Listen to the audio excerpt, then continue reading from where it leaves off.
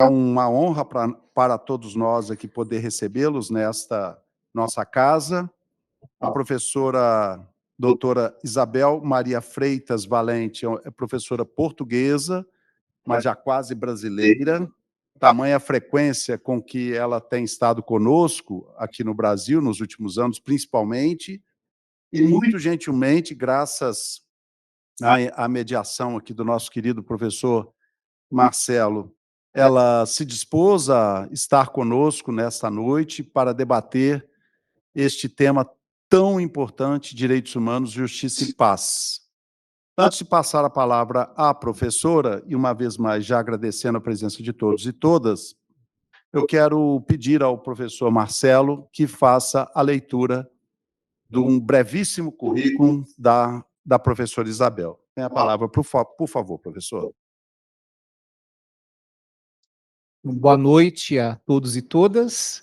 É com muita satisfação que nós estamos aqui para estabelecer esse diálogo. Eu sou o professor Marcelo Furlim, sou de São Bernardo do Campo, sou docente da Universidade Metodista de São Paulo e atuo na área de educação. A doutora Isabel é coordenadora científica do Grupo de Investigação Europeísmo, Atlanticidade e Mundialização do 620 da Universidade de Coimbra e também a coordenadora científica da Rede de Investigação Internacional Territórios Marítimos, Ilhas e Regiões Ultraperiféricas da União Europeia e também coordenadora científica da Rede Interdisciplinar Visões Cruzadas sobre a Contemporaneidade. Então, eu agradeço também a presença da doutora Isabel conosco para esta fala e passamos então a ouvi-la. Muito obrigado. Deixa eu apenas combinar com vocês. A professora vai fazer a sua conferência por um período de mais ou menos 45 minutos, após o que nós abriremos para um debate. Então, quem quiser formular alguma pergunta, haverá tempo hábil para isso. Ok, gente? Muito bem. Muito obrigado uma vez mais. Passamos a palavra à professora Isabel. Muito obrigada, muito boa noite. Uma palavra de agradecimento pelo acolhimento e pela iniciativa ao senhor professor Marcelo Boade, também ao meu colega e professor amigo Marcelo Furlim, e muito obrigada à professora Denise por ser disponibilizada a estar e a trazer os seus alunos para esta perfíssima troca de impressões sobre estas questões dos direitos humanos. E eu irei ancorar este meu brevíssimo comentário convosco naquilo que tem sido o pensamento de uma querida colega e amiga, a professora Maria da Glória Garcia, da Universidade Católica Portuguesa. Aliás, foi a primeira mulher da Universidade Católica em quem procura a primeira vez de um tempo assim primeiro em que o direito se apresenta, verificará que dele não faz parte o reconhecimento autónomo de direitos enquanto emanações do homem e da sua subjetividade. A experiência mais elementar do direito coincide com a ordenação objetiva da vida social, aliada à sala de um tribunal, onde a violação à norma é sancionada e a litigiosidade solvida, e a memória desse tempo continua entre nós no sino da civilização clássica, grega e romana, que nos legaram.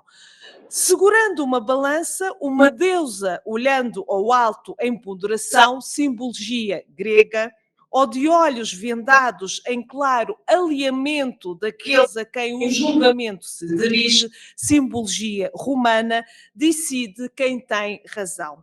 O discurso do direito é o da harmonia e ordens sociais, parte integrante de uma superior harmonia e ordem cósmicas, e simultaneamente o da decisão imparcial sobre uma situação que perturba essa ordem social e restabelece a paz.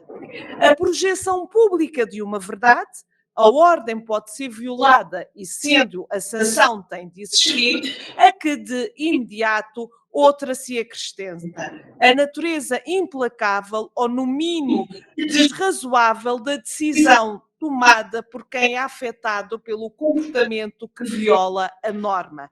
Edicta privata. Moldaram a imagem que ainda hoje simboliza o direito. A ordem social ou a normatividade jurídica que impõe a paz segundo critérios de justiça está subentendida no sim. Presente-se naquele julgamento rodeado de particulares cautelas, um julgamento que por demais exige a presença decisória de um terceiro transcendente, uma deusa. A ordem jurídica que se defende no julgamento, a magnitude do seu valor, resulta evidente muito mais do que o que não está materializado do que daquilo que nele se figura. Pode dizer-se que o mundo do ser se confronta com o mundo do dever ser. Axiológico normativo, por intermédio daquele julgamento, um julgamento que é em si mesmo uma saída para superar a condição humana, a condição que cria a perplexidade da existência necessária destes dois mundos. Ordem social por excelência, o direito distingue-se das demais ordens sociais pela intencionalidade que o caracteriza, ou talvez melhor, pela sua intenção de validade, no dizer do professor Castanheira Neves, da Universidade de Coimbra. Essa intenção de validade coincide com o substrato ético que sustenta a ordem. Coincide com o fundamento axiológico que anima cada norma e a torna espelho de um dever ser, porque a comunidade o anseia. Os comportamentos modelados pelo direito não são, pois, obrigatórios simplesmente para tornar possível, pacífica, a convivência social. São-no também porque aspiram a impor uma certa concepção do que é o bem. Daí que, como Franz Werner reconheceu, o jurista não possa confundir-se nunca com um técnico, enquanto ambos exercem profissões intelectuais, uma vez que o direito não é somente matéria da intelectualidade. E é com este pano de fundo que eu passaria a esta articulação com os direitos humanos e também com a democracia e a cidadania. Eu faço parte de uma geração que acreditou e continua a acreditar numa grande utopia, a integração europeia, que tem passado por vários riscos e hoje, segundo muitos, encontra-se claramente em perigo. Esta utopia tão antiga, que foi sonhada por escritores, poetas, filósofos, podemos recuar no caso português a Camões, a Almeida Garrett, em Portugal, a Victor Hugo, em França, que sonhavam que viria o dia em que as nações do continente, sem perderem as suas qualidades específicas e as suas individualidades, se uniriam numa unidade superior e constituiriam a fraternidade europeia, baseada nesta distinção que eu falei anteriormente entre o bem e o mal, onde os únicos campos de batalha seriam os do comércio e das ideias. Mas será em plena Segunda Guerra Mundial que resistentes antifascistas ousam pensar a utopia europeia e a materializá-la no pós-guerra. É notável que no cenário mais distópico que a humanidade conheceu, provocado pelos monstros do nacionalismo europeu, houvesse homens que, em 1941, sonhassem com uma federação europeia que unisse franceses e alemães no mesmo projeto de utopia realizada. Apelava-se então, e hoje esse grito continua a fazer infelizmente sentido, a uma Europa livre, unida, inspirada na concepção concepção kantiana da paz perpétua universal e da ideia de que as democracias não fazem guerras entre si. Perante a constatação dos horrores da Segunda Guerra Mundial, da catástrofe gerada no nacionalismo extremo, o processo de construção europeia tem vindo a centrar-se na construção de uma potência civil, delegitimando a política entre os Estados-membros e tornando as guerras entre Estados-membros impensáveis. A paz continua a ser o objetivo modal do projeto europeu. Se a paz é o grande objetivo, esta só encontra um fértil na democracia. E a democracia só existe num Estado de direito. Na verdade, como afirmava Plínio, não há outra idade como a que se funda na justiça que se exerce pela virtude. Assim, o projeto democrático europeu de paz implica a intransigente defesa dos direitos humanos, da unidade na diversidade, da coesão social e económica. É neste mesmo contexto do pós-guerra que surge o direito internacional dos direitos humanos como uma tentativa de situar os direitos fundamentais na base da ordem internacional contemporânea. Para que esse objetivo fosse alcançado, seria necessária uma universalização e internacionalização desses mesmos direitos. Ou seja, a questão dos direitos humanos deveria ir além das fronteiras dos Estados nacionais. Esse processo de internacionalização acabou por gerar o surgimento de um sistema normativo internacional voltado para a proteção e amparo dos direitos fundamentais. Entretanto, para alguns autores portugueses, como André Gonçalves Pereira e Faz de Quadros, esse novo sistema não foi muito inovador se comparado aos mecanismos de proteção dos próprios Estados. Mas é certo que no âmbito internacional houve uma quebra de paradigmas. Segundo esses autores, em termos de ciência política, tratou-se apenas de transpor e adaptar ao direito internacional a evolução que no direito interno já se dera no início do século XX do Estado-polícia para o Estado-providência.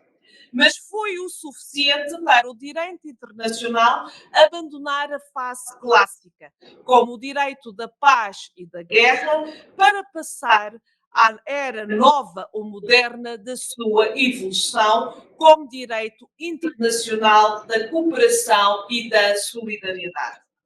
O sistema internacional de proteção dos direitos humanos dialoga com os sistemas nacionais para a garantia e respeito aos direitos e às liberdades fundamentais dos indivíduos. Talvez esse sistema seja mais peculiar na União Europeia, uma vez que o direito comunitário europeu tem vindo a superar as limitações do direito internacional, tendo em vista que, com a União Europeia, o conceito de povo e cidadania é desvinculado do de cidadania, podendo-se falar em cidadania europeia, a partir do Tratado de Maastricht, e passa a existir instituições supranacionais europeias, ou seja, direito internacional e direito nacional, confundem-se, ocorrendo uma prevalência daquele, mas sem deixar de lado as influências da constitucionalização nacional. O poder constituinte europeu tem como objetivo unificar as várias comunidades políticas, os vários territórios e os vários povos. Essa legitimidade tem lugar, sobretudo, quando se estabelece uma efetiva relação do Estado Nacional com a ordem internacional, no sentido da garantia dos direitos fundamentais. Dito de outra forma, quando o Estado aceita o aparato internacional. Nesta perspectiva, a intervenção internacional só pode refletir-se no auxílio ou no complemento à proteção interna desses mesmos direitos.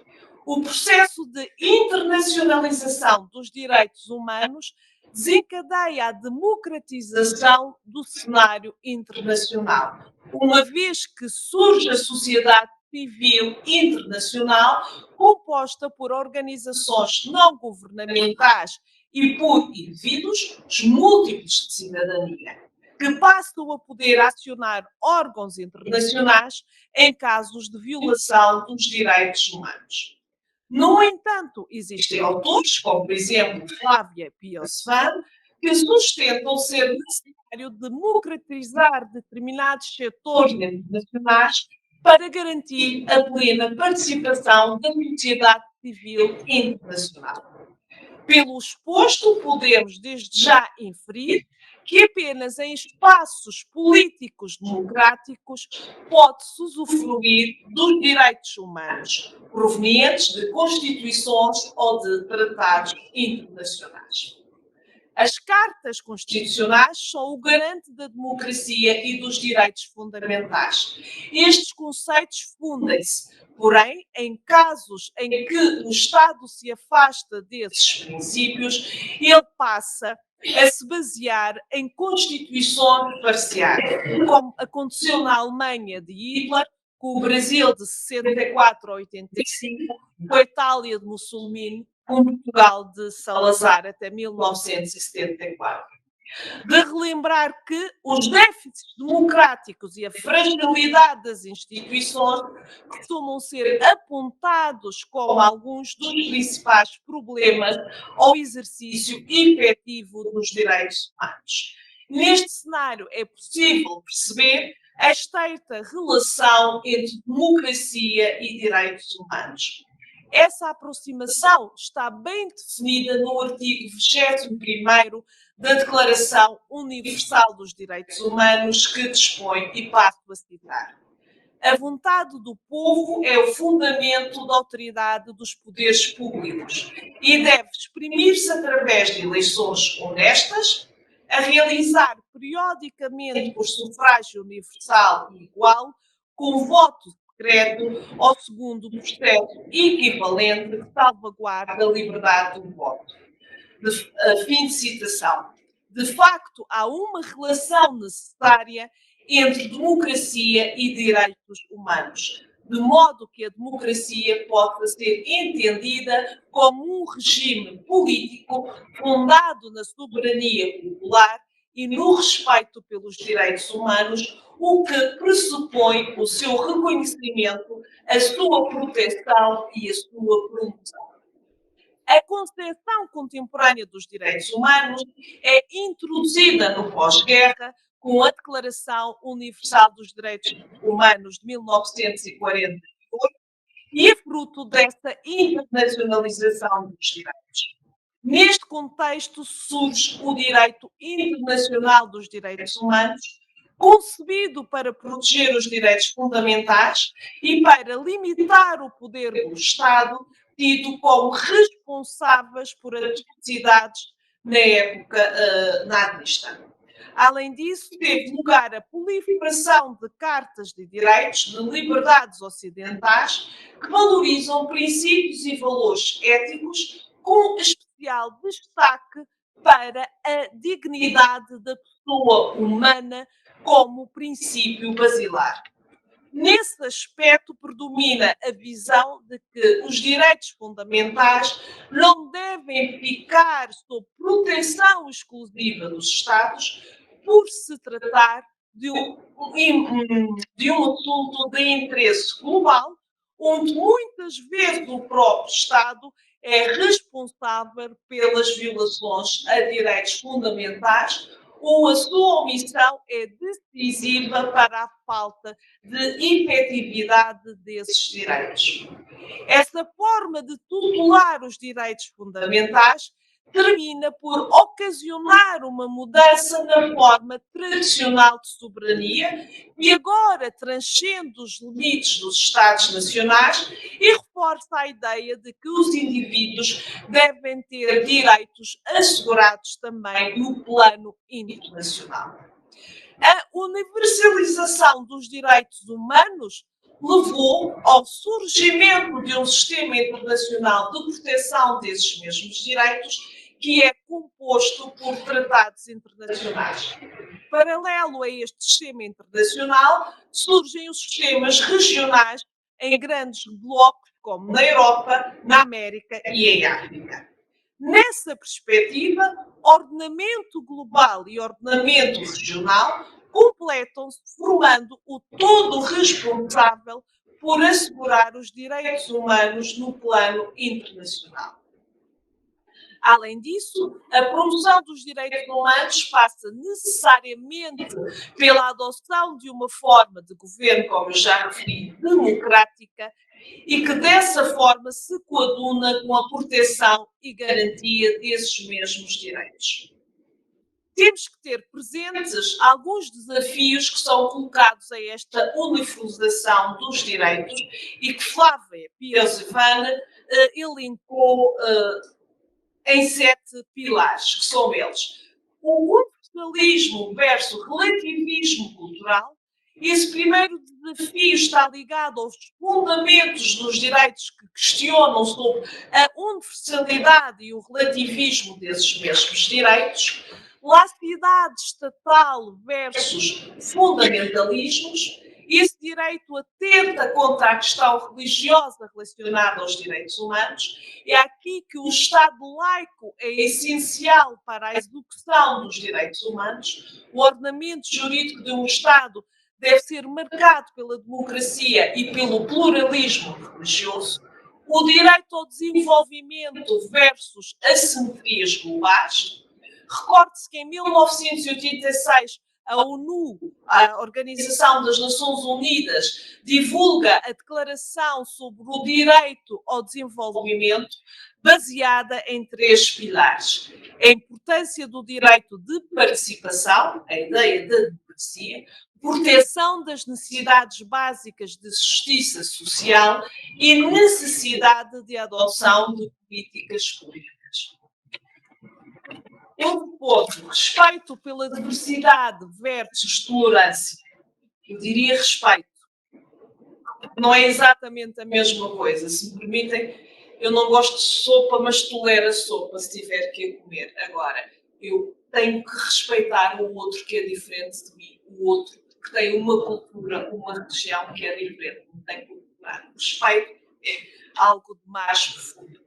Ao longo da história, nota-se que a violação dos direitos humanos estabeleceu sobretudo entre grupos vulneráveis, minorias fragilizadas. Por essa razão, não é razoável tratar as pessoas por meio de uma igualdade formal em que os indivíduos são tratados de forma genérica. É necessário lidar com uma igualdade material, em que o sujeito tem que ser visto de forma particular. Combate ao terrorismo versus presença de direitos e liberdades públicas. É um desafio que procura responder à seguinte pergunta: como pensar os direitos humanos em tempo de terrorismo?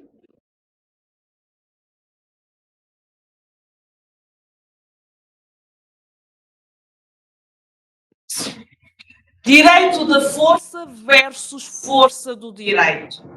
Para que o sistema internacional de promoção dos direitos humanos seja eficaz, é necessário uma força judicial, como esclarece Norberto Bobbio, em que os direitos fundamentais só serão garantidos quando uma jurisdição internacional se impuser concretamente sobre as jurisdições nacionais, deixando de operar dentro dos Estados, mas contra os Estados e em defesa dos cidadãos. O que são direitos humanos e em que é que eles diferem dos direitos do cidadão e em que é que se aproximam? Cidadania e direitos da cidadania dizem respeito a uma determinada ordem jurídico-política de um país, de um Estado.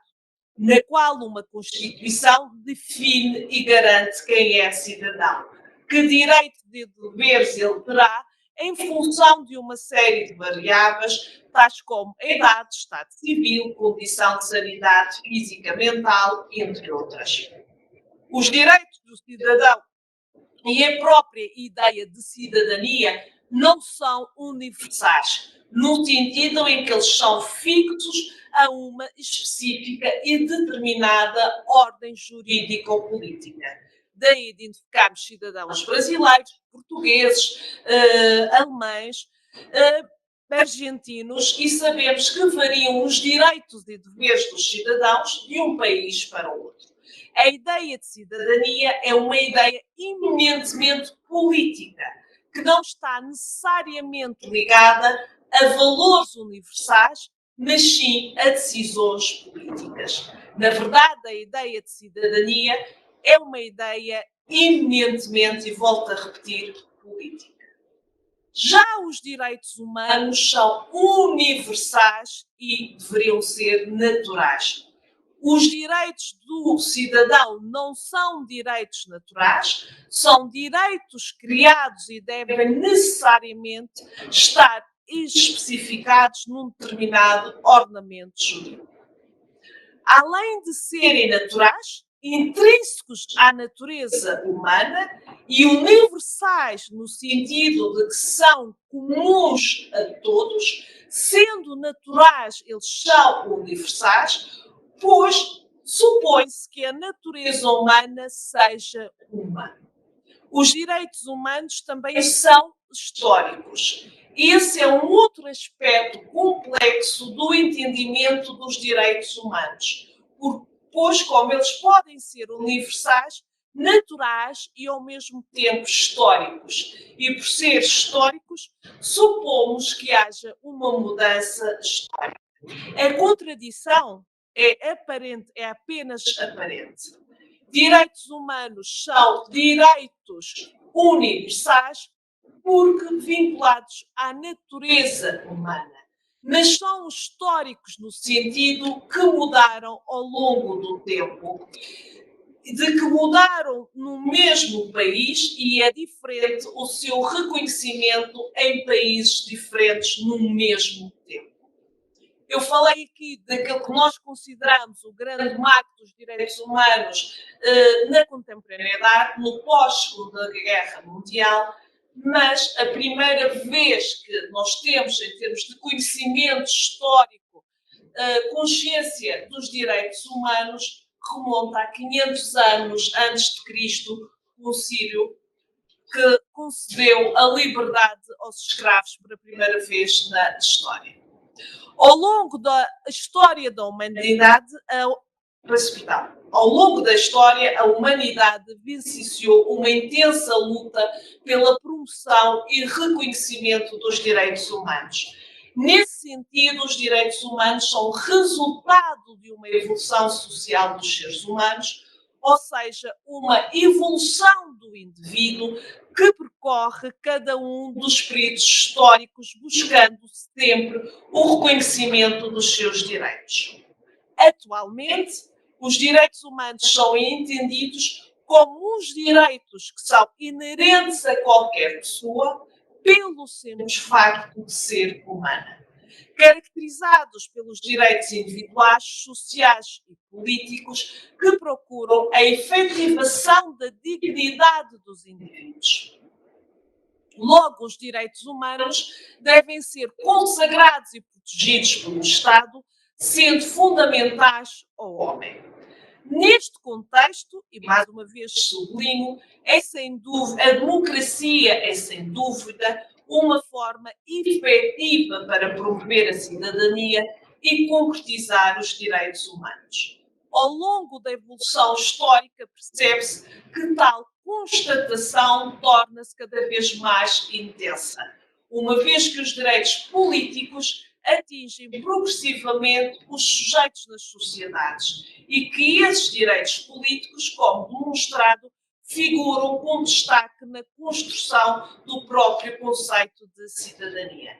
Desta forma, considerando que a democracia reúne liberdades civis, alternância no poder, igualdade jurídica e procura pela igualdade social e económica, participação popular na esfera pública, solidariedade, respeito pela diversidade e que num Estado democrático cada indivíduo deve e pode participar das decisões políticas que afetam a sua vida privada ou a coletividade.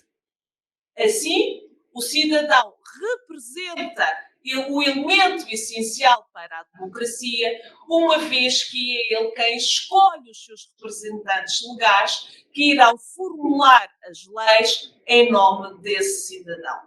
Quanto maior o número de atores cidadãos participando da tomada de decisões políticas, mais democrática será a sociedade. A democracia marca a subordinação do poder ao direito, bem como pressupõe a proteção dos direitos humanos, já que a democracia sem proteção dos direitos tem a sua existência ameaçada dentro do Estado.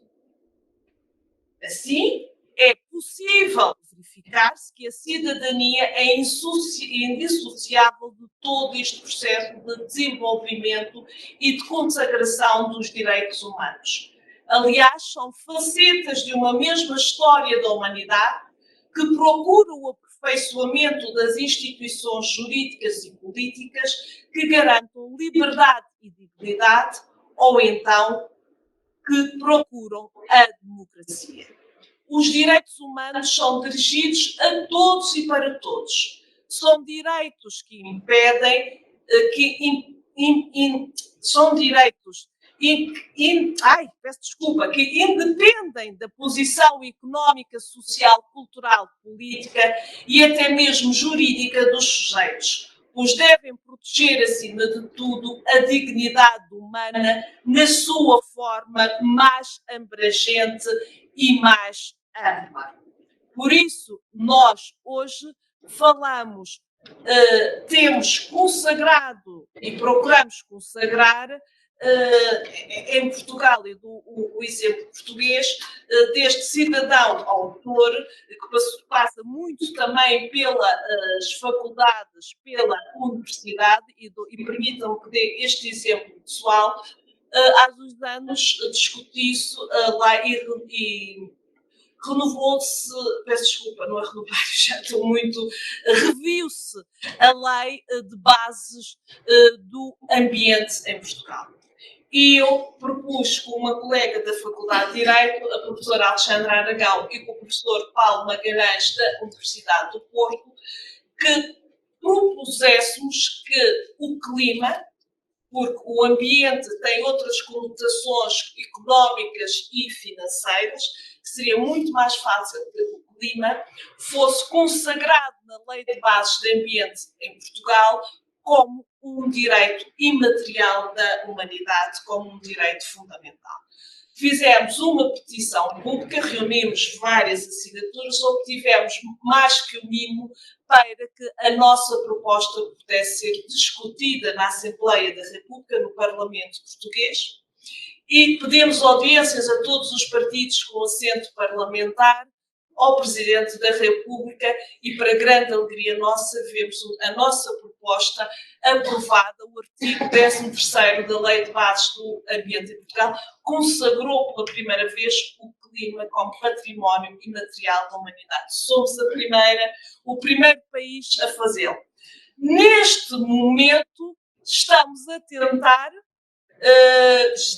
Tivemos o ano passado já em Brasília, com embaixadores da CPLP, estamos a fazer vários contactos para que na próxima COP, em Manaus, se possa chegar a um acordo e que as Nações Unidas declarem o clima como património imaterial.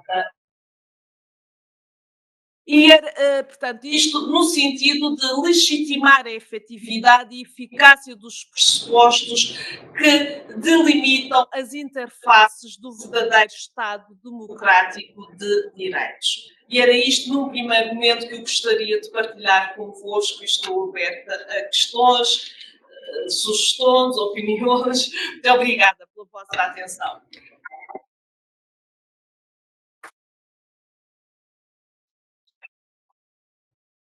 Imediatamente eu passo a palavra ao professor Marcelo Furlim para a sua manifestação. Muito obrigado, doutora Isabel, pelo seu magnífico relato, e, além da historicidade do panorama, traz grandes provocações. Eu vou apenas fazer uma brevíssima síntese da fala tão rica do doutora Isabel, a partir de alguns elementos, e aí poderemos ter a discussão. O direito não como apenas uma matéria de intelectualidade. O direito como um espaço, um fenômeno a ser interpretado. Talvez seja uma leitura interessante. O direito não como um espaço de aplicação, mas de construção. São vários os caminhos. E um caminho apontado é justamente esse desenho dos direitos humanos. Direitos humanos que, no senso comum, recebem várias interpretações, que nem são interpretações. São traços intensos de um senso comum. Mas ouvimos com a fala de doutora Isabel que os direitos humanos recebem outros adjetivos, além do adjetivo humanos. Direitos humanos universais, naturais, históricos. Gostaria de colocar acento neste adjetivo, históricos, porque eles representam uma construção de uma história, de um enredo da comunidade humana. Esse enredo, essa historicização, vamos dizer, dos direitos humanos, trazem para nós, talvez, ou com certeza eu diria, uma ilustração muito pulsante do que é democracia. Nesse caminho, temos também a cidadania, a sua dimensão política, iluminando esses caminhos. Então, fica a proposta de pensar sobre essas relações e, tendo como horizonte maior a garantia dos direitos fundamentais, ou ainda a promoção da pessoa humana, ou ainda garantir os processos de humanização no século XXI, que são mais do que nunca essenciais. Temos as marcas e evidências de horizontes sombrios. Os luminosos podem passar, então, pelos direitos humanos. Essa é a minha breve síntese. Agora eu passaria, talvez, aos colegas para uma provocação inicial. Professora Denise, por favor.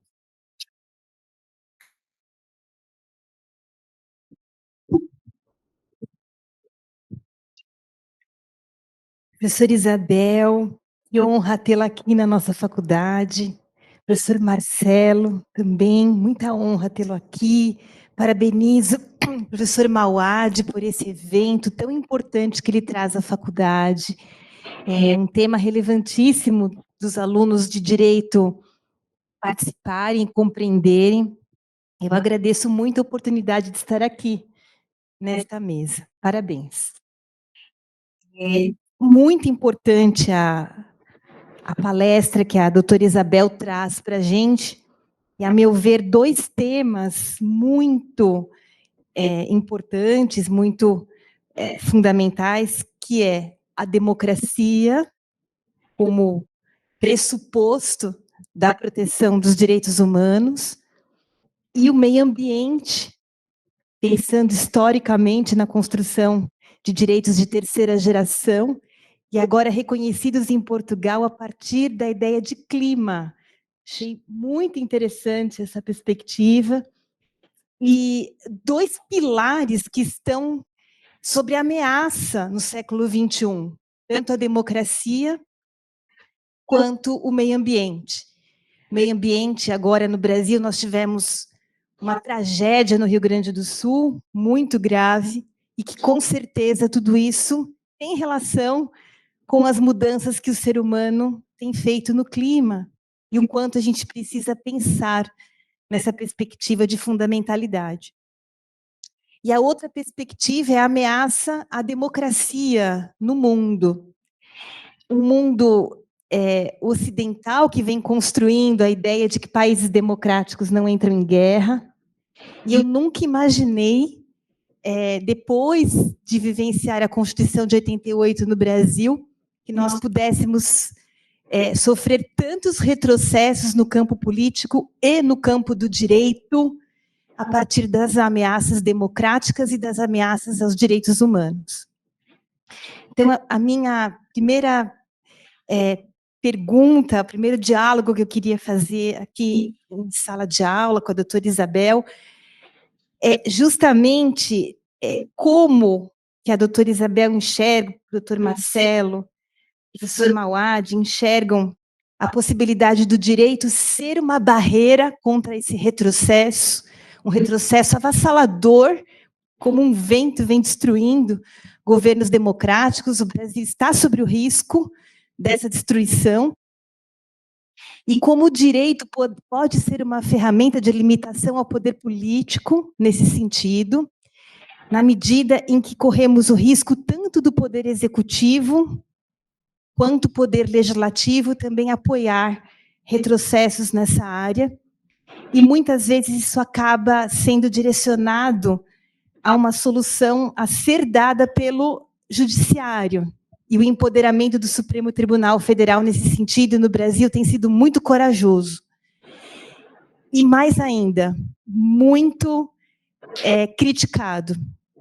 Mas tenho sentido que uma das únicas bandeiras que nós temos na mão nesse momento é a atuação do judiciário, desde o microcosmo do juiz de primeiro grau até que a Constituição seja protegida no Supremo Tribunal Federal.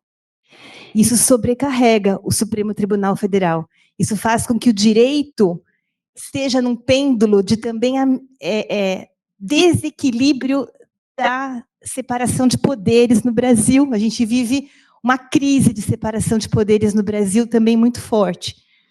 Mas o direito tem que ser uma proteção da humanidade dos brasileiros e de outros povos contra o retrocesso. E a minha preocupação é essa.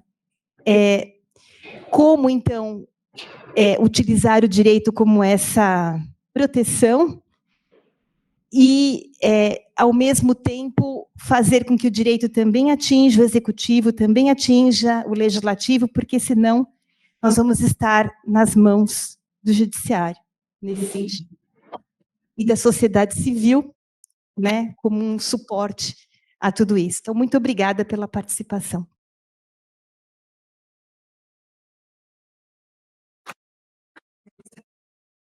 Tem propriamente uma fórmula mágica e ocorreu, e ainda bem que eu trago sempre mais coisas escritas do que as que acabo de ler, porque depois vou sempre buscá-las. E a professora Denise estava a falar e eu estava-me a lembrar de Fernando Pessoa, no seu aprender desaprendendo. E eu penso que nós estamos exatamente nessa fase na humanidade. Mas isso tem eu vou fazer uma declaração de intenções em política. Eu sou uma otimista militante de carteirinha, portanto eu consigo ver sempre alguma coisa boa mesmo no menos bom. Eu acho que este aprender desaprendendo, que é o que nós estamos neste momento a viver, obriga-nos e terá obrigatoriamente de nos fazer parar e refletir. Termos tempo e tem a virtualidade de conferir a certeza de que podemos superar aquilo sobre o qual refletimos e sobre aquilo sobre o qual pensamos. E nós só podemos pensar e refletir com tempo e com informação. Mas mais do que informação, com conhecimento.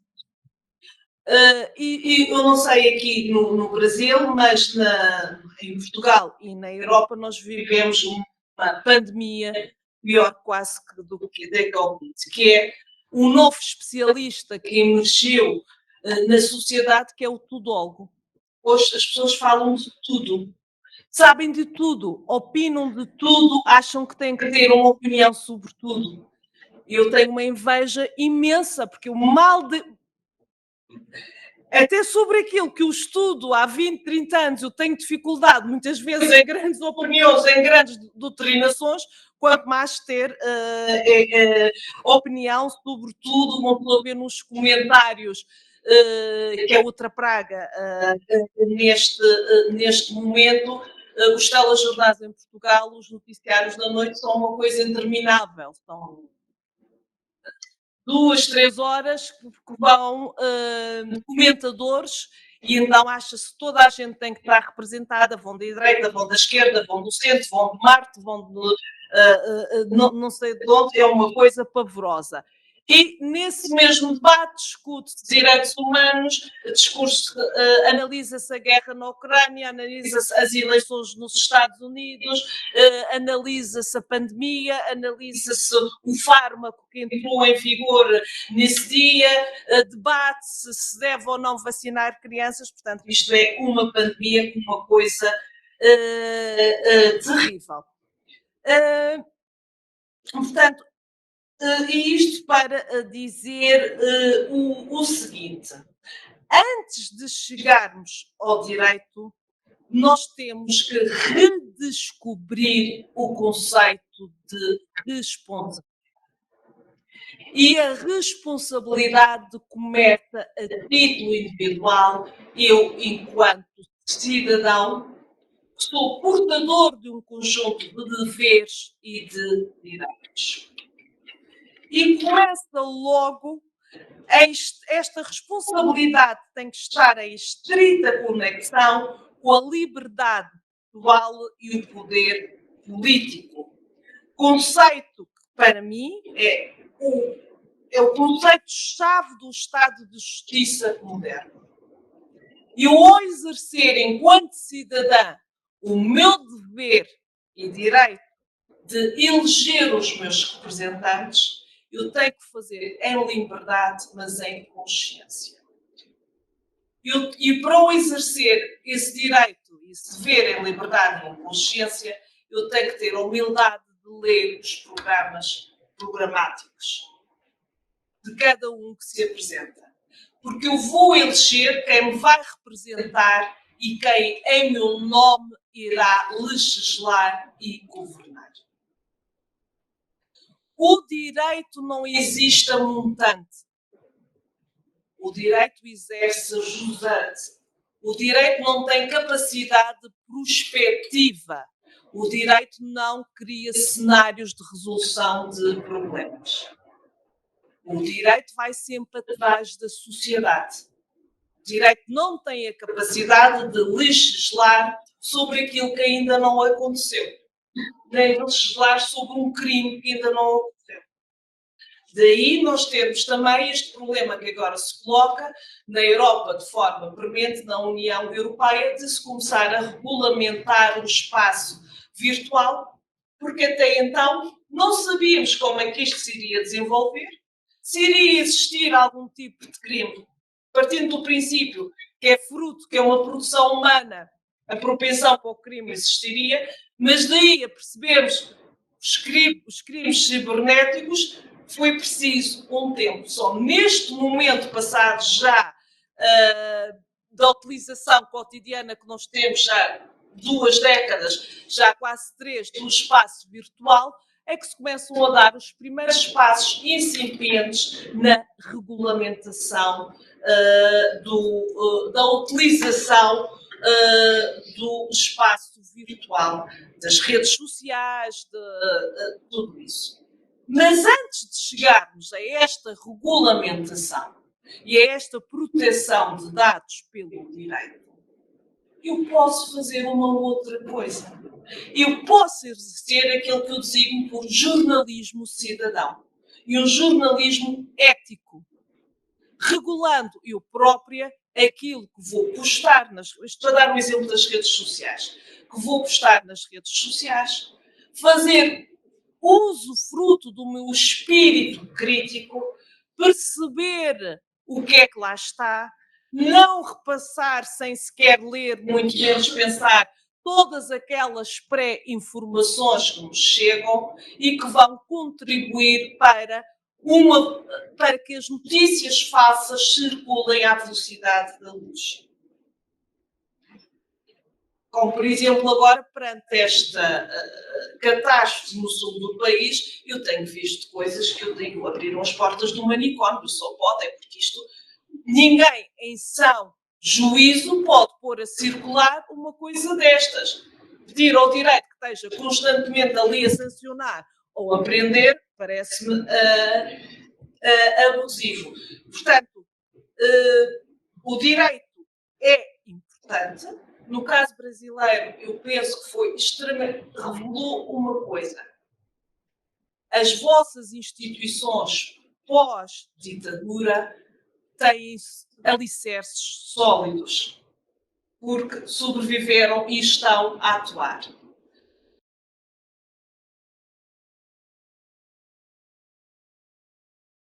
Direito e eu falo também pelo país, é na educação.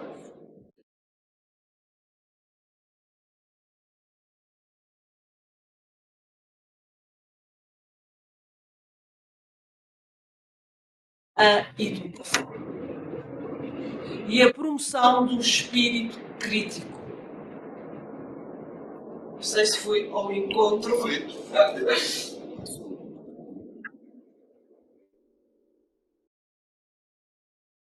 Muito bem, é extraordinário. Eu estou de pleno acordo. A professora faz algumas incursões aí, não apenas no mundo do direito, mas também em outras áreas, que certamente são complementares a tudo que nós estamos a debater neste momento. Antes de passar a palavra para as perguntas do plenário, eu também gostaria de fazer uma breve reflexão aqui, em seguida formular uma questão para a professora. Gostaria de ouvi-la a respeito. É importante que todos nós compreendamos que, quando falamos em direitos humanos, por vezes há uma má compreensão, uma incompreensão, como sendo, no Brasil, a defesa de bandidos, né, de criminosos, etc. Né? Isso numa linguagem vulgar, né, numa linguagem coloquial, uma linguagem comum. Mas, para nós que somos do mundo do direito, é preciso que haja também um conhecimento mais aprofundado sobre isso. A professora falou de tantas coisas, mas também destacou os direitos humanos sobre uma perspectiva histórica. Né? E direitos humanos, sobretudo no século XX, são um antídoto à barbárie. É isso que precisa ser compreendido por todos nós. Sobretudo no momento histórico em que foi editada a Declaração Universal de Direitos Humanos, 10 de dezembro de 1948, né? Logo após a Segunda Grande Guerra, e matou mais de 60 milhões de pessoas no mundo todo, pode-se dizer, mas sobretudo na Europa e na Ásia, norte da África. Matou mais civis do que militares. Pela primeira vez na história da humanidade, um conflito armado mata mais civis do que militares. Somente russos foram mais de 20 milhões. E, além de tudo isso, a humanidade se deparou com o Holocausto, quer dizer, a indústria da morte, né? Como dizia Hannah Arendt. a indústria da morte, a utilização de recursos industriais em larga escala para produzir a morte. E é preciso lembrar também que a Segunda Grande Guerra termina com 2 bombas atômicas lançadas no Japão sobre 2 cidades. Não havia ali nenhum alvo militar, nada de relevante, tá certo? Era apenas uma demonstração de força. Diante de um quadro tão extremo de violações de direitos, de comprometimento da vida humana, de morte, era preciso que a humanidade adotasse alguma espécie de antídoto, de resposta efetiva, porque um terceiro grande conflito mundial certamente seria uma guerra total, né? Por conta justamente das bombas atômicas, e agora recentemente aí com esse filme do Oppenheimer, recomendo quem ainda não assistiu que assista, porque revela um pouco dos meandros da construção dessa tecnologia, podemos chamar assim. De modo que a Declaração de Direitos Humanos, que vem logo a seguir, é uma espécie de sopro de humanidade nesta barbárie toda que se instalou no mundo, mas principalmente na Europa. Era preciso uma resposta efetiva por parte da humanidade em prol de uma civilização, em prol da proteção humana, da proteção da nossa, não só da raça humana, mas do planeta, até mesmo isso, pode-se dizer, né? E houve um crescente a partir dali, não obstante a Guerra Fria, houve um crescente, um aprofundamento nos anos 1950. Claro que a Guerra Fria acabou também comprometendo um pouco mais a evolução destes direitos humanos, mas ainda assim. Agora, professora, nos últimos anos, porém, para não me estender, o que nós percebemos é um ponto de inflexão histórico. Porque nitidamente percebe-se que trata-se que a extrema-direita, principalmente, ganha força, ganha corpo nos Estados Unidos, aqui no Brasil, agora na Argentina, na Europa, em diversos países, e particularmente nos Estados Unidos, na Europa, tendo uma bandeira, pode-se dizer assim, um lema, que é a luta contra a imigração, né? Nós aqui, o Brasil, como a senhora certamente sabe, nós somos um país de imigrantes, tá certo? Porque os únicos povos originários aqui são os indígenas, né? Todos os demais somos imigrantes, ou descendentes, certamente, de imigrantes, da África, de diferentes povos da Europa, etc., né? Então, para nós, salta aos olhos toda essa revolta dos governos, principalmente de um continente que nós identificamos com um nível elevado de educação, de civilidade, etc., justamente a Europa, toda essa rejeição, e por vezes até uma violenta rejeição à condição e à chegada de imigrantes. Eu gostaria de ouvir muito a senhora, que tem toda essa formação de direitos humanos, como que a senhora vê isso, quais os riscos que envolvem essa questão, principalmente, né? E se há algum caminho, há alguma luz que se pode esperar, principalmente porque a senhora falou que é muito otimista. E eu não sou tão otimista assim, infelizmente, eu sou mais realista e vejo as coisas, às vezes, com muita preocupação. Gostaria de ouvi-la sobre isso, professor. É evidente que sempre que nós enfrentamos, ao contrário do que se pensou quando caiu o Muro de Berlim em 1987, 89, e com o fim do mundo bipolar, aliás, Fukuyama, o grande historiador norte-americano, avançou com a ideia do fim da história, no sentido que teríamos evoluído e atingido um determinado nível social, económico e de progresso que não seria possível reverter. Isso é contra a natura. No mundo e na humanidade nada cresce ad eterno. Portanto, nós teremos sempre avanços e recuos, teremos sempre crises. E sempre que há crise, a crise é terreno fértil para a emergência dos populismos, para a emergência dos populistas. É muito fácil, num tempo de crise económica e financeira, perante uma revolução digital que nós estamos a viver neste momento e que irá reduzir, se calhar, a um terço o tipo de trabalho que hoje é feito ainda, nomeadamente o nosso, enquanto professores, muito provavelmente daqui a meia dúzia de anos teremos um robô.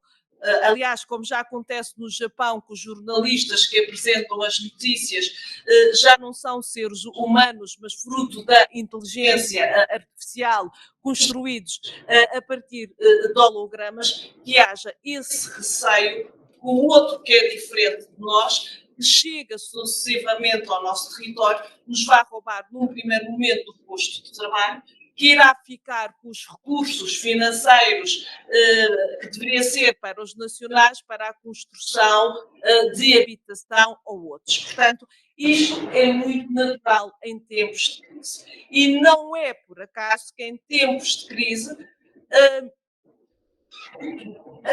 a ideologia de extrema-direita ou as esquerdas radicais não desapareceram no pós-Segunda Guerra Mundial nem no pós-Guerra Fria. Elas sabem submergir e emergir, sabem o momento exato. Numa altura em que nós, por outro lado, também temos um desgaste muito grande, sobretudo na Europa, dos partidos do arco da governabilidade, ou seja, dos partidos da social-democracia, da democracia cristã e do socialismo, quando se ouve voz populi, tanto dá a votar nos como noutros, porque governam todos da mesma forma, e pela grande crise neste momento que nós vivemos, que para mim é muito maior que a crise económica e que a crise financeira, que é a crise da recessão.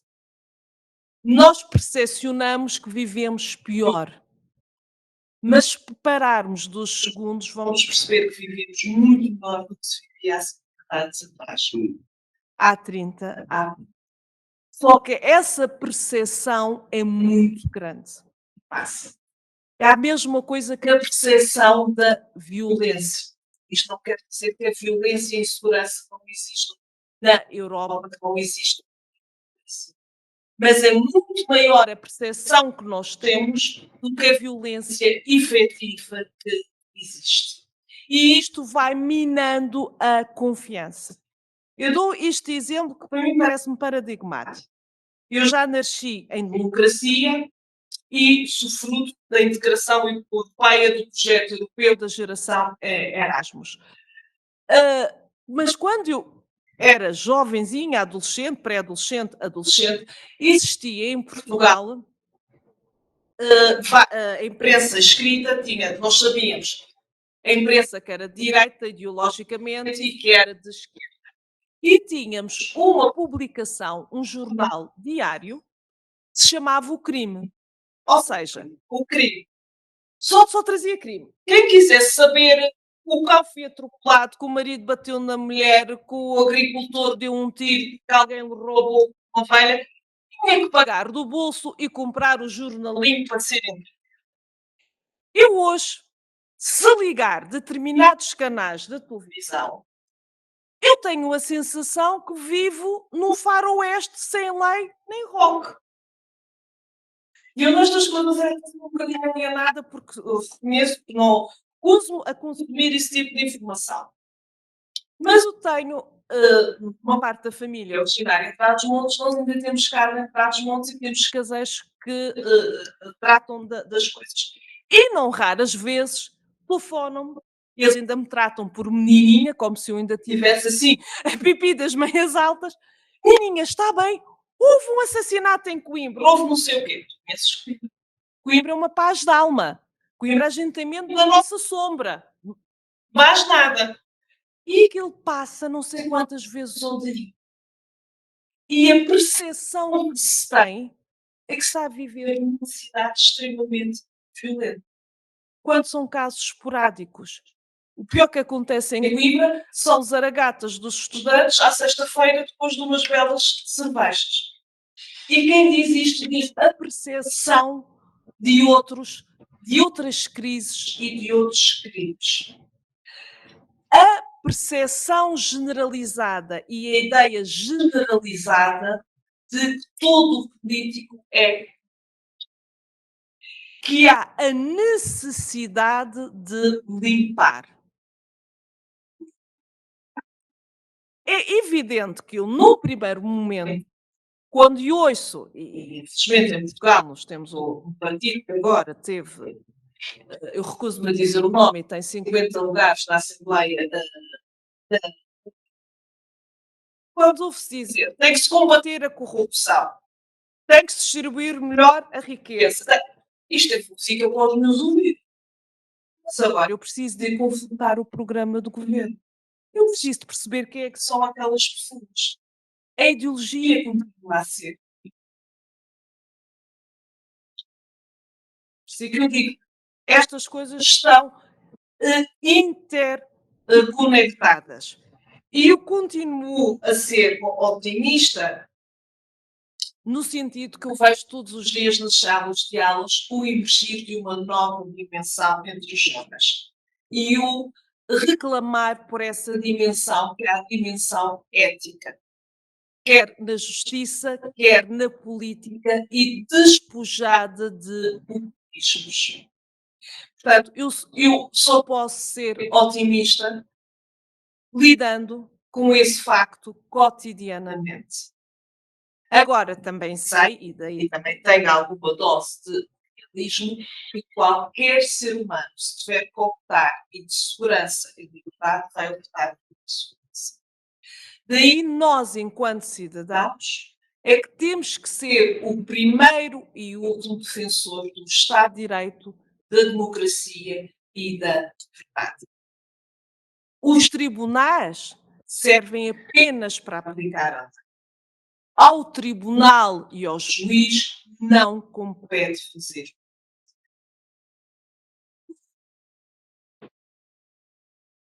Quando um tribunal ou um juiz começa a fazer política, começa a ficar mais do que da corrupção, do que da instabilidade económica e financeira. Não sei se respondi. Só a questão da imigração, o componente imigração. Eu gostaria de ouvir os filmes da Europa. Da Europa, isto é muito utilizado pelos populistas. Onde há uma maior rejeição da imigração é em Itália e na Espanha do Sul, mas nós temos que compreender o que é que está nessa origem. Porque o Mediterrâneo, infelizmente, tornou-se o maior cemitério a céu aberto da Europa e do mundo. Mas a travessia, os poucos que chegam são muitos para aquelas localidades, para aqueles países. Não há capacidade de acolher todos e muito menos acolher todos com dignidade. Não há capacidade suficiente por esta falta de distribuição equitativa dos recursos de dar condições dignas, de dar o básico. Muitas dessas pessoas ficam em campos de refugiados, de migrantes, porque chegam sem documentação, há todo o processo que tem que ser tratado. E se vais, as coisas não estão ligadas, mas gera muitas vezes conflitos, gera insegurança, gera alguns roubos. E muita do receio da imigração está correlacionado com isto. Está correlacionado com a questão do terrorismo. Que ser terrorista não é sinónimo de ser árabe, de ser islâmico, mas o facto é que os atentados bombistas na Europa têm sido efetuados por radicais islamitas. E isso gera medo. Por outro lado, temos o problema de uma França que nunca lidou com a imigração. lidou no sentido em que precisava sempre de mão de obra barata, precisava de mão de obra que fosse fazer aquilo que os franceses já não queriam fazer, mas nunca se preocupou em acolhê-los, integrando-os na sociedade. Eles foram viver para os arrabaldes, para os chamados bondevites, e nunca cuidou da segunda e da terceira geração. Essas pessoas não se sentem integradas, têm uma ideia mítica daquele que foi o país de origem dos pais, embora nunca tenham conhecido. Muitos mal falam francês e também mal. Uma geração que nós chamamos de IMI, nem trabalham nem estudam. Evidente que isso vai gerar insegurança, vai gerar problemas. E depois, quem não trabalha, quem não estuda, regra geral, é uma presa fácil do tráfico, de tráfico humano, de tráfico de estupefacientes. E é nesta ótica que há esta rejeição neste momento, que é muito empolada e bem aproveitada e bem trabalhada pelos populistas. Não é raro nós ouvirmos em campanhas eleitorais estes populistas identificarem, fazerem uma correlação direta entre imigração e insegurança. Passa muito por aqui. Mas a Europa precisa de migrantes como pão para a boca, porque senão nós desaparecemos. É tão simples quanto. Agora, isto passa pela educação, por escolas plurais, multiculturais, pela integração. Eu não posso dizer, como aconteceu em Portugal, ter o Presidente da República que vai à Índia, que vai ao Bangladesh e diz: venham todos, nós precisamos de vós, e depois andámos a pedir desculpa pela escravatura do século XV, XVI e XVII e permitimos que em pleno século XXI, como aconteceu, que me envergonha profundamente, os estarem migrantes indianos a viverem 30, 40, 50 pessoas num quarto, completamente escravizados. Isto num Estado de Direito Internacional pertencente à União Europeia. Evidente, foi um caso isolado, mas nunca deveria ter acontecido. Eu, se quero trazer e se preciso dessa mão de obra, tenho obrigatoriamente que dar condições para essas pessoas se integrarem. E a integração não significa o aniquilar da cultura de origem dessas pessoas. Evidente que elas têm que se submeter às regras nacionais, como qualquer cidadão nacional, mas permitir que elas também exerçam a sua própria cultura, a sua própria. E o direito aí vai atuar quando? Vai atuar quando há crise. Vamos abrir para as perguntas. Alguém quer fazer alguma indagação? Rafael está com tudo.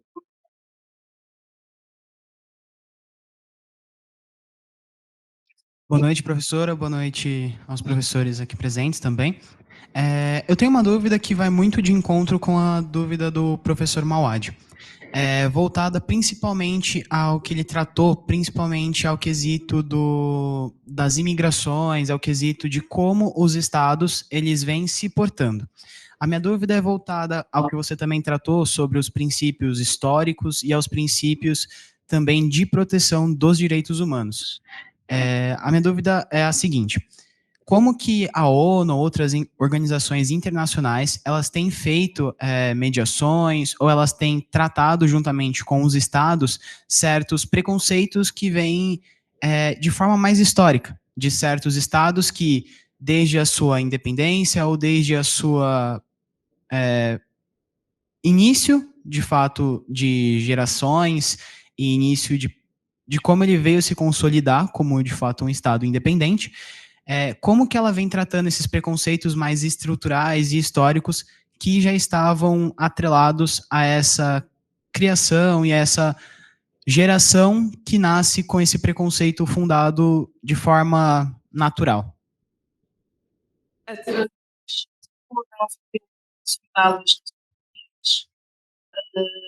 Da própria Unicef, do Acnur para os refugiados, dos programas de sensibilização para os direitos humanos, de defesa e proteção, através das cátedras Unesco, muito concretamente das cátedras EDUEL para o desenvolvimento, bem-estar e educação, através da cooperação para os países em vias de desenvolvimento, através do apoio aos deslocados, o maior número de deslocados mundiais são deslocados climáticos, portanto, através de um conjunto não só de postulados jurídicos, éticos, políticos, mas com ações concretas no terreno. Medidas nessa direção. Nesta direção. Alguém mais? Por exemplo, aquilo que se estava a fazer e com grande êxito, até ter acontecido no 7 de outubro, com as escolas de verão e com as escolas transfronteiriças na faixa de Gaza, entre o Estado de Israel e a Palestina. Eu lecionei vários verões. E para aqueles meninos não havia diferença. O projeto europeu no pós foi, como eu disse aqui, foi sonhado. Nós em Portugal podemos remontá-lo ao século XV, na Europa podemos remontar ao Império Romano. Sonhou sempre os ideólogos, os políticos, os intelectuais com os Estados Unidos da Europa, com uma Europa unida. Ela só se materializa pós-Segunda Guerra Mundial, sobre os escombros da Segunda Guerra Mundial. E quem é que são aqueles que nós consideramos os pais e as mães fundadoras da Europa, deste projeto de União Europeia? São homens e mulheres que nasceram em territórios transfronteiriços, nas fronteiras entre a Alemanha e a França, porque percebem que atravessando a rua, aquele é igual a mim.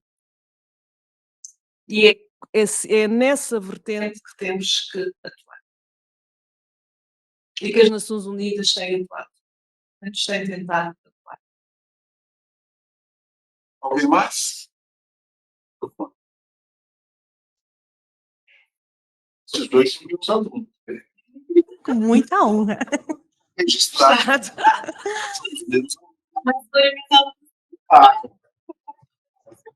Bom, São alunos universais. Pronto.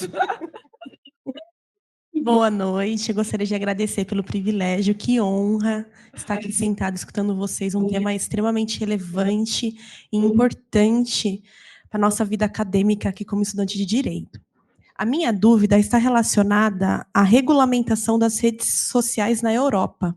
Aqui no Brasil, infelizmente, a gente não tem tantos avanços, já foi regulamentado na nossa Constituição, como o direito à rede social, professora, me corrige, por favor, como um direito essencial, mas nós não temos tantas leis ainda que consiga tratar o crime cibernético. Como foi comentado desse tema ao longo da fala da doutora, eu gostaria de saber se na Europa já existe não só uma regulamentação, mas algum órgão competente que avalia isso, porque é algo que antigamente, quando foi feita a Constituição e até a história da União Europeia, infelizmente não foi tratado, porque é um tema atual da sociedade atual, da nossa geração, né?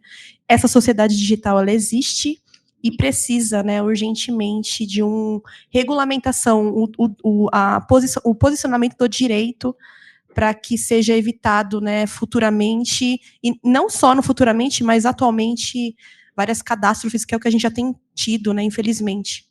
Seria isso. Obrigada. Há 15 dias atrás fui aprovado no Parlamento Europeu, exatamente na área do espaço digital e do crime cibernético e na forma de utilização. Eu penso que o que foi incluído na Constituição brasileira, penso que é semelhante ao que nós temos das Nações Unidas, é o direito à literacia digital, não às redes digitais. Vai muito para além das redes sociais. Há órgãos competentes, por exemplo, a Polícia Judiciária Portuguesa tem a seu cargo a parte do combate, uma brigada de combate ao crime cibernético. Assim como existe nas outras polícias dos outros Estados-membros da União Europeia, existe a rede concertada das várias polícias dos vários Estados-membros que fazem em conjunto exatamente o combate ao crime cibernético. Perfeito. Mais alguém?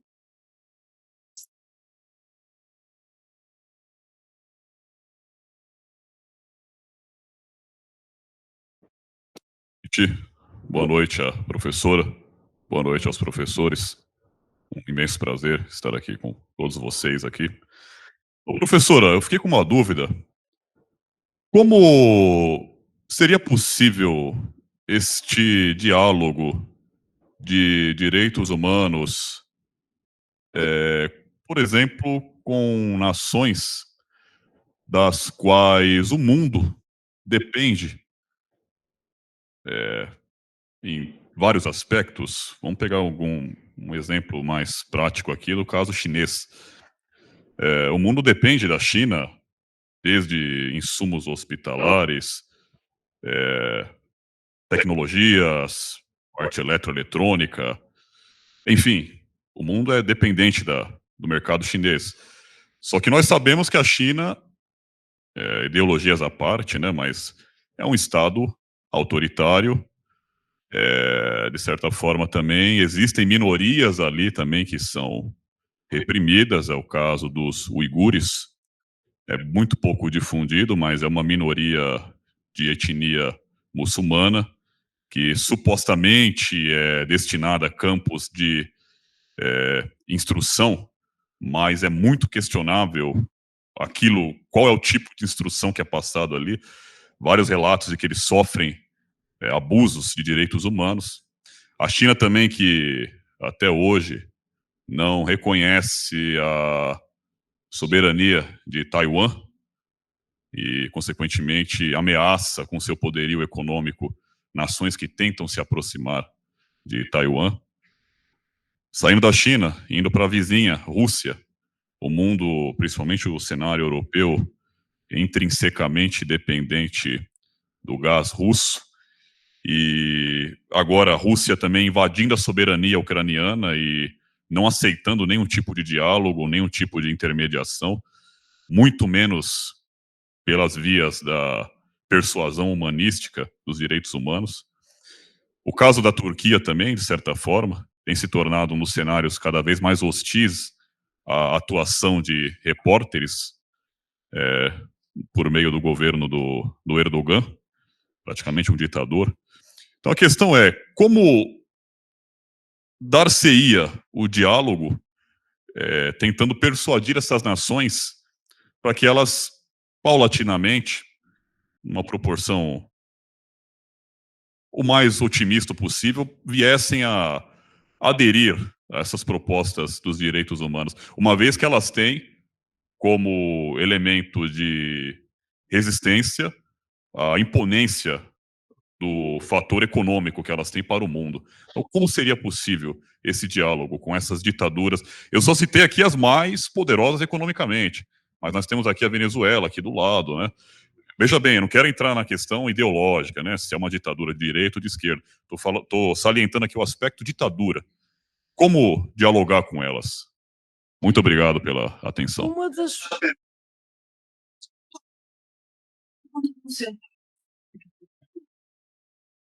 É que os efeitos não são imediatos, mas consegue-se, chega-se lá. Uma das formas que nós encontramos a nível da União Europeia de promoção dos direitos humanos é através dos tratados e dos acordos comerciais. Ou seja, quando se celebram tratados com a Índia, com a China, com o Bangladesh, uma série de imposições, de condições que esses países têm que ter para nós adquirirmos os produtos. Não têm que demonstrar que não recorrem ao abuso de trabalho infantil, à escravatura, que não recorrem a técnicas que sejam poluentes no ambiente, entre outros. E, evidente que é devagar, não é de um dia para o outro, nem da noite para o dia, paulatinamente, nós temos assistido a grandes avanços.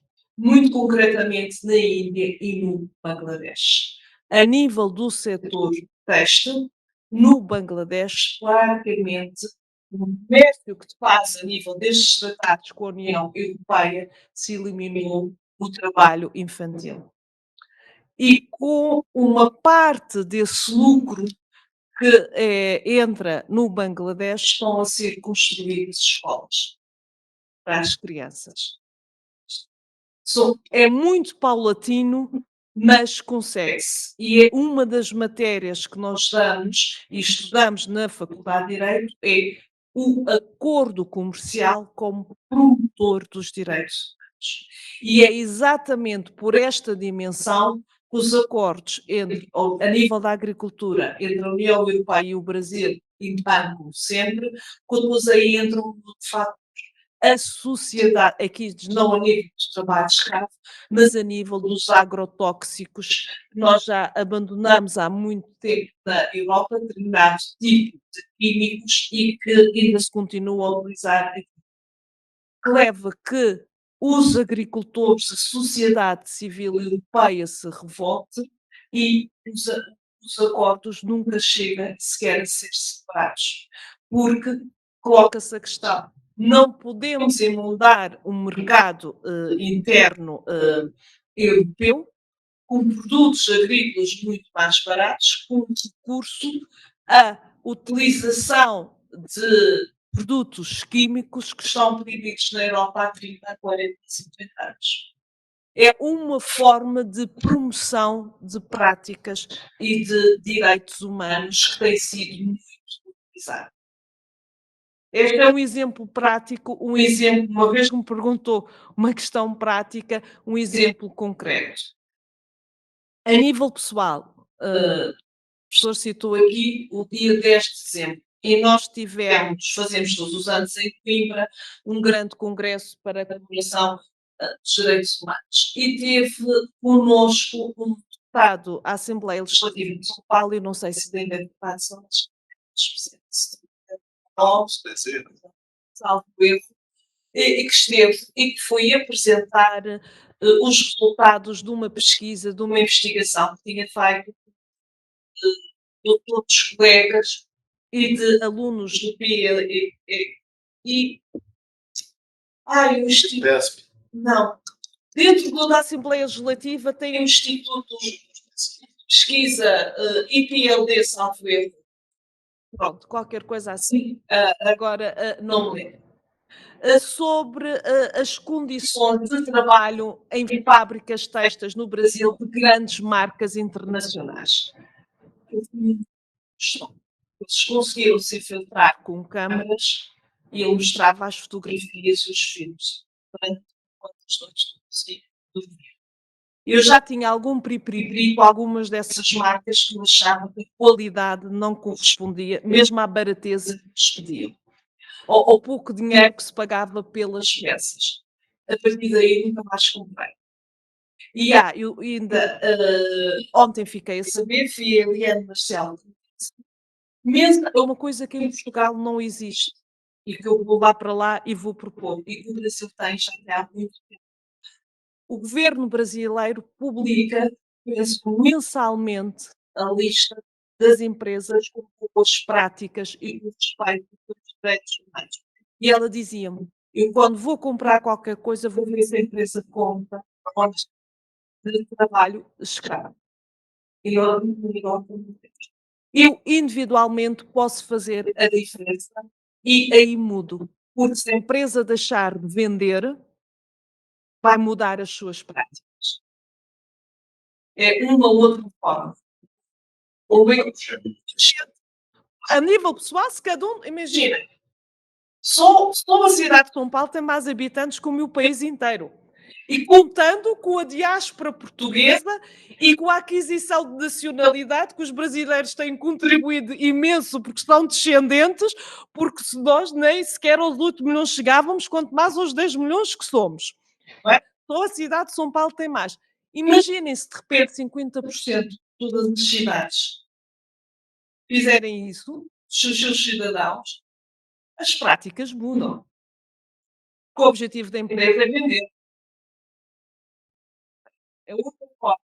Nós temos que ter consciência, não ficar à espera que o direito vá lá sancionar. Nós temos formas. Ok, muito obrigado. Terá que ser muito breve, porque são 9h30. Só uma questão que me incomoda bastante. Boa noite, queria agradecer também a presença da senhora aqui na nossa faculdade. E, assim, uma coisa que eu fico pensando, por mais que a gente tenha, depois da Segunda Guerra, aí tem a ONU, a Declaração dos Direitos Humanos, a gente ainda vê uma dificuldade, e aí eu queria entender o que a senhora pensa sobre essas perspectivas de haver uma união internacional para, de fato, conseguir fazer frente a alguns conflitos que são absurdos, para não ficar demorando muito, como, por exemplo, o genocídio que estão fazendo na faixa de Gaza, que ultrapassa qualquer argumento que é o que eles usam de estamos nos defendendo. E isso, acho que precisaria de alguma coisa mais enérgica, mas a gente não está falando de fazer uma outra guerra. Agora sim, calcada na Declaração dos Direitos Humanos, nos acordos internacionais, e muitas vezes o que a gente vê é os Estados Unidos sozinho vetando tentativas de paz que, por algum motivo, não agrada aos interesses deles. Então, quais são as perspectivas de que isso possa mudar? O que tem sido discutido? As próprias Nações Unidas têm que se reestruturar. Nós não podemos ter no Conselho de Segurança membros permanentes que são ditaduras. As Nações Unidas foram concebidas para um momento histórico de um pós-Segunda Guerra Mundial, início da segunda metade do século XX. Nós estamos praticamente no final da primeira metade do século XXI. O mundo mudou, a sociedade mudou. Portanto, as Nações Unidas têm que se reestruturar. E depois, muito cuidado, e permita-me que lhe chame a atenção, muito cuidado com os conceitos. Genocídio não pode ser utilizado dessa forma. Porque o que se passa na faixa de Gaza não é genocídio. Embora genocídio é um conceito muito, muito estrito. Houve genocídio, sim, no Ruanda e houve na Segunda Guerra Mundial. O que se passa na faixa de Gaza é um massacre que ultrapassa tudo. O genocídio é um conceito também jurídico. Está nos tratados internacionais. E uma das formas que nós temos de não proteção dos direitos humanos é vulgarizarmos os conceitos e utilizarmos indiscriminadamente. Qualquer coisa hoje é genocídio. Se fez na pandemia foi e depois, quando vamos para atuar, já não conseguimos atuar. Está esvaizado do seu conteúdo. Portanto, isto é a minha veia de professora que vem sempre ao de cima. Isto não retira nada do massacre e da loucura. Agora, o drama daquele território não são nem as Nações Unidas, nem os Estados Unidos. O drama daquele território é ambos os povos terem exatamente os mesmos direitos. E sem forma de... Até porque, antes de Palestina e de Israel, aquilo era... Temos que ir muito lá atrás para conseguir perceber o que se passa em Israel e na Palestina. Mas, de um lado, nós temos, e mais uma vez, não me venham dizer que uma coisa é o governo, outra coisa é a população, aquele governo está lá eleito por sufrágio direto. entra nestas coisas muito radical. Do outro lado, temos uma associação terrorista. É extremamente complicado. E neste momento ultrapassou tudo o que é razoável, tudo que já não é direito de defesa, já não é. E a existência de dois Estados ficou-se cada vez mais complicada. E depois já não é entre Israel e a Palestina.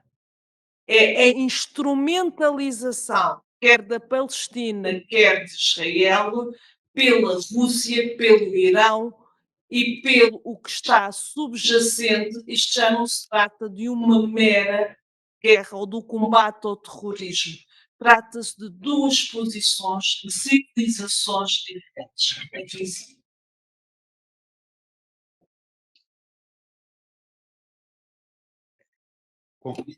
Enfim, de fato, é um problema. E não pode ser tratado de forma. Há pouco nós falávamos em barbárie. Me parece que é exatamente o que está acontecendo lá. Eu acho que esse conceito talvez se enquadre com maior precisão.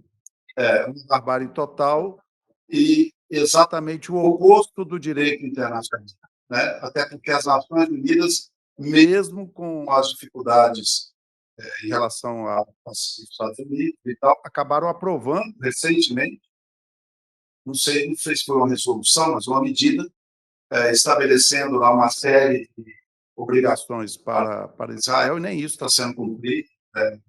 Ou seja, virar as costas para o direito, nesse caso é o direito internacional, e a lei da força. E, lamentavelmente, quem está pagando o preço por essa situação toda, que de fato envolve um grupo terrorista, reconhecidamente terrorista. Não dá para atenuar também o que aconteceu quando houve a invasão de Israel. Temos. Não, claro que não. Isso aqui não é uma resposta aceitável. Está muito mais para uma vingança do que qualquer outra coisa. Enfim, é de fato uma situação que tem cerca de 1.800 anos, né? Com a saída, com a expulsão do povo de Israel daquela região, aí o povo palestino ganha corpo, avança, o que aconteceu na Segunda Guerra Mundial, uma maneira de ser um pouco, não vou dizer compensar, mas enfim, adotar medidas que pudessem dar um espaço para o povo de Israel. Eu preciso terminar. Nós temos aqui os nossos compromissos. A professora também, que nos atendeu aqui tão gentilmente, veio estar conosco, também está com o seu horário estrangulado. O Marcelo está me puxando aqui do lado. Então, nós precisamos terminar. Eu quero agradecer imensamente. Foi uma conferência absolutamente maravilhosa, um debate extraordinário, riquíssimo. Agradecer muito ao querido professor Marcelo Furlinha, à querida professora Denise Awad. Foi uma noite muito enriquecedora para todos nós. Muito obrigado. Muito obrigado, professora.